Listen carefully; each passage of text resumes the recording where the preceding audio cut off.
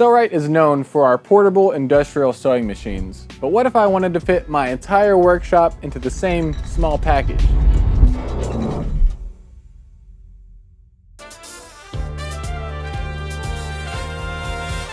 Today I'm making a workshop in a box. I'll find a way to store my most essential tools and materials all inside the Sailrite carrying case. I'm doing this because I want the freedom to take my setup outside or on the boat and make something wherever I am. With the monster balance wheel installed, I can even sew without power. But this could also be super useful if you're limited on space or if sewing isn't your main craft. For example, I like to tinker with watches now and then, but not enough to dedicate a whole workspace to it. So all my watch tools live in a small toolbox that tucks away easily until I need it. And it doesn't have to be just a leather-focused setup. You can take the ideas from this video and adapt them to fit your own tools and projects.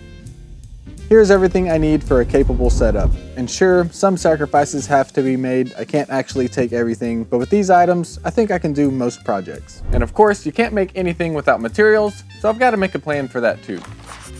Here's my game plan for fitting all this into the case. There's some open space under the machine in the throat area, on these two sides, and of course inside the built-in storage compartment.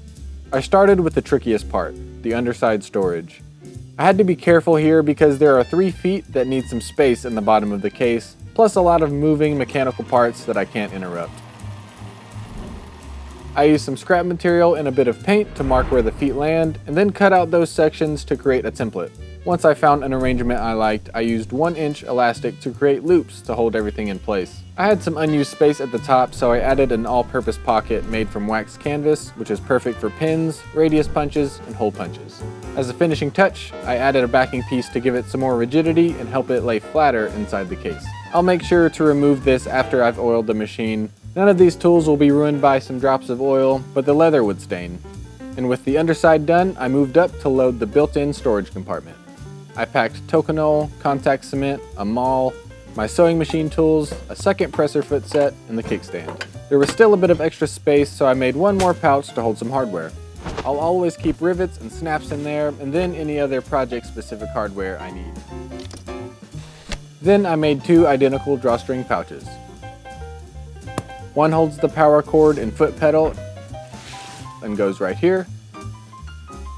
And the other holds all my notions along with a few extra tools, and it goes right here. The second pouch needs to stay pretty narrow to fit into this gap. To keep it out of the way when removing or attaching the lid, I secured it to the machine using an adhesive-backed snad fastener. I used another snad fastener to attach a small pocket that holds 2 packs of needles. One pack for fabric and the other for leather. I was feeling pretty good at this point because I had a ton of stuff packed into the box, but like I mentioned earlier, I needed some space for materials. For that, I had to go outside the box, literally. I made a 19 by 13 inch envelope pouch with magnetic fasteners. The pouch has a 2-inch box gusset so that it can hold more. I attached it to the case using, you might have guessed it, more snad fasteners. These little things are the heroes of this project. In the pouch, I can store my cutting mat, a couple of leather panels, and a few yards of fabric.